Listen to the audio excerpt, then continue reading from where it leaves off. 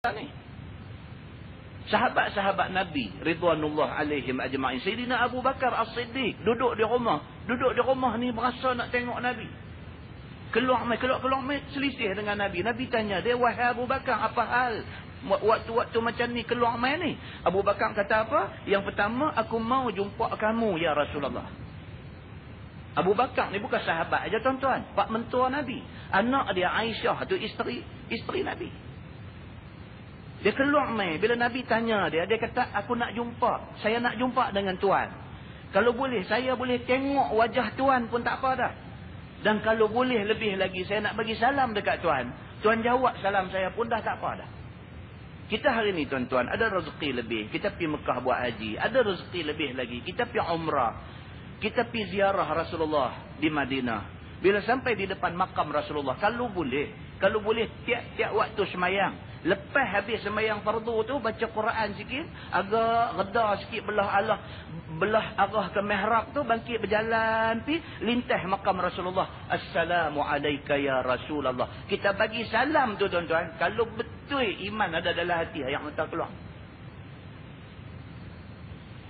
Kalau kita berkesempatan sampai di sana, sampai di Masjid Nabawi tu, lepas semayang fardu, baca Quran, lepas baca Quran tu jalan pi arah ke arah mihrab, arah ke kiblat tu, lintas makam Rasulullah tu. Bila sampai betul dengan makam Rasulullah tu, Assalamu alayka ya Rasulullah. Bila kita sebut tu tuan-tuan, kalau kita sebut tu dalam keadaan kita beriman kepada Allah Subhanahu wa taala, ayat mata dia jatuh. Sehari 5 kali air mata boleh jatuh. Kita duduk 5 hari. 5 hari, 25 kali air mata kita boleh jatuh. Kita sampai depan makam Nabi tu, bagi salam, air mata meleleh. Pasal apa? Pasal itu bukti cinta kita kepada Nabi SAW. Sayyidina Abu Bakar As-Siddiq, dia jumpa Nabi. Dia nak tengok aja muka Nabi. Dia nak bagi salam ke Nabi. Di dalam pada itu, tiada berapa lama, maka sudahlah datang pula Amirul Mukminin Sayyidina Umar Al-Khattab radhiyallahu anhu. Lepas pada Nabi jumpa Abu Bakar tak lama, Umar pula mai seorang lagi. Rupanya yang kata sahabat rapat Nabi ni, depa ni tak boleh dah, terlampau cinta depa dekat Nabi. Kalau boleh, mata ni tak mau tengok yang lain dah, kira nak tatap wajah Nabi aja. Cinta kepada Nabi sampai macam tu. Kecintaan kepada Nabi tu sampai macam tu. Kalau boleh, mata ni kira nak tengok Nabi, tak mau tengok lain dah. Tak lama lepas tu mai Sayyidina Umar Al-Khattab. Bila dilihat akan dia oleh Nabi SAW, maka dengan segera ditegur oleh Nabi akan dia. Kata Nabi, apakah sebab kamu datang mendapatkan kami ni wahai Umar? Nabi kata, Umar, kamu pula mai pasal apa?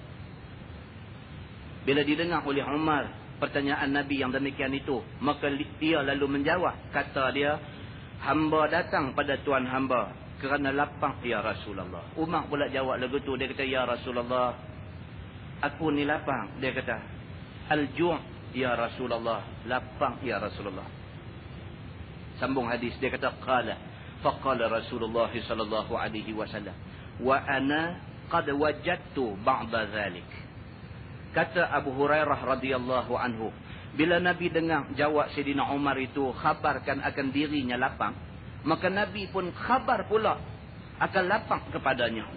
Dengan sabda Nabi SAW, aku pun sesungguhnya telah aku dapat rasa diri aku setengah daripada yang demikian itu. Yakni aku pun berasa lapang juga. Nabi pun lapang juga. Kalau begitu, jom kita semua pergi ke rumah si Anu itu. Nabi kata kalau dah macam tu, jom kita pergi rumah satu sahabat kita. Yang sahabat ni agak senang sikit. Orang lapang sikit.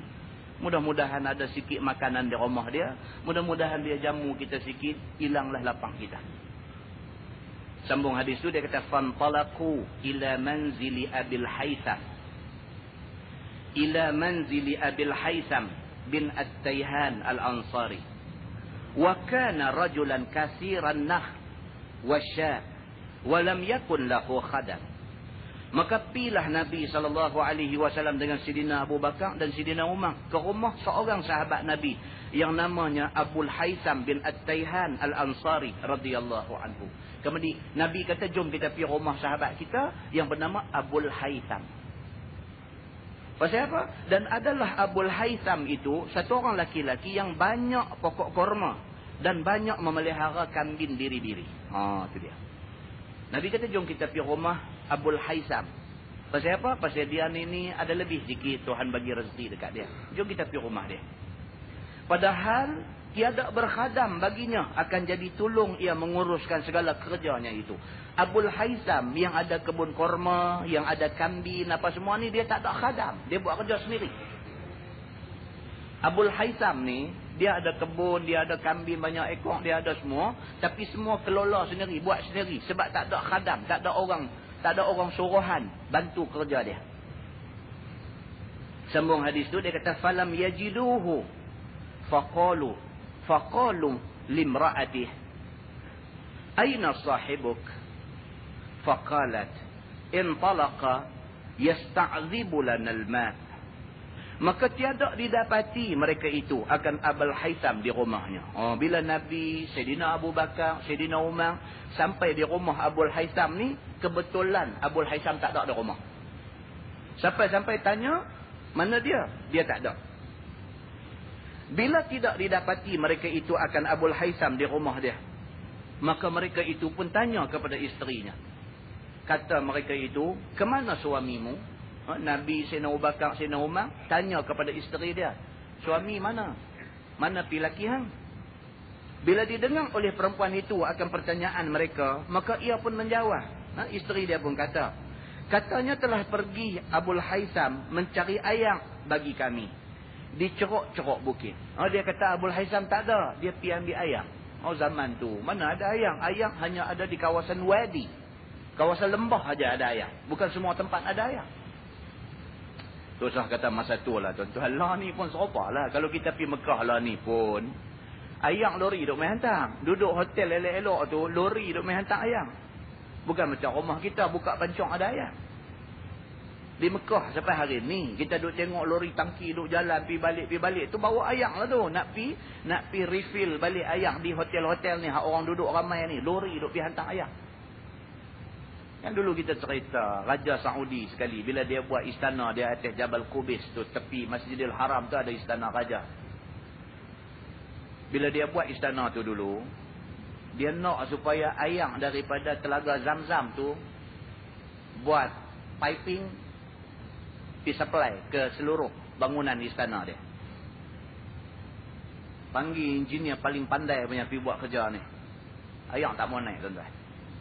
Ayam Zam-Zam tak mau naik istana dia tu. Ayam tak naik. Takat ground floor aja dia boleh pergi. Atas lagi tak boleh. Tambah lagi kekuatan enjin. Tambah kekuatan enjin. Ayam tak mau naik.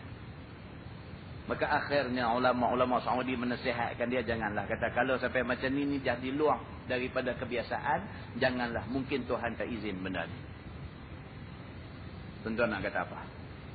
Muslimin dan muslimat yang dirahmati Allah sekalian. Ni ayam di sana macam mana punya susah dia.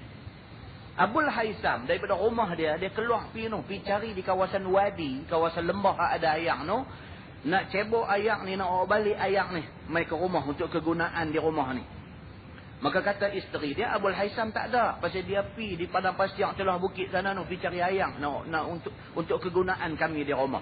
Maka kata Abu Hurairah, falam yalbasu an jaa Abul Haytham biqirbah yaz'ubuha fawada'aha.